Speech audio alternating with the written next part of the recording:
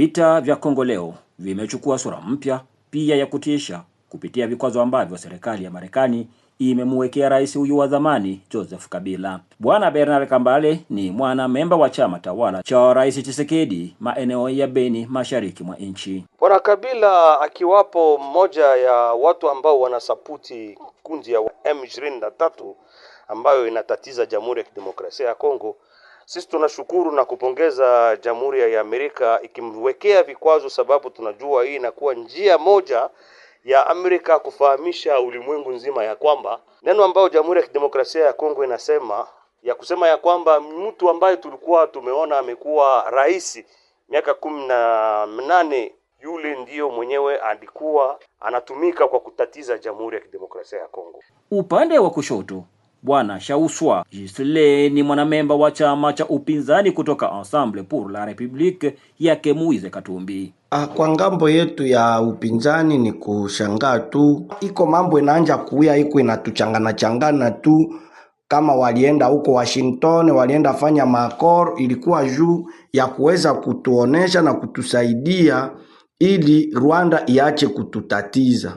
Sasa wakati mipango inaanza kamatwa tena kungambo ya Joseph Kabila, inaleta giza na watu hawaweze kuelewa tena kama nini ukweli ndio yenye tuko tunatafuta. Hali hii imezua maoni mseto miongoni mwa raia wa kawaida. Maoni yangu kuhusu vikwazo ambazo serikali ya Amerika inatia kwa rais mstaafu Joseph Kabila, kwangu mimi ninaona ni kufunika tu macho ya Wakongomani. Sababu gani ninasema ni kufunika tu macho ya Wakongomani? Unajua, muti kama unapenda ukauke, ukatakata matawi, lakini itaomba uongoe kwa shina, ndio maana itakauka. Kwa nini hawatie vikwazo kwa Paul Kagame ama kumkamata? Sababu ule ndio kichwa cha mambo yote. Maoni yangu kwanza ni furaha kuona kwamba Marekani vile imeelewa kwamba tuna shida ndani ya nchi, ambao ni kiongozi wa zamani ambaye aliacha madaraka kumaisha miaka kadhaa.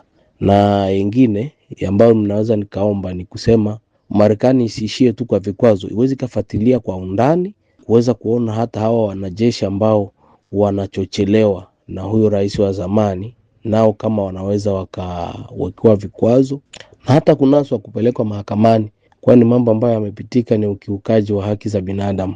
Naye Bibi Rashid Mululu hakulimezea mate swala hili. Mimi nawaza kama vile mama, ile vikwazo ile haiko ndio itamaliza vita.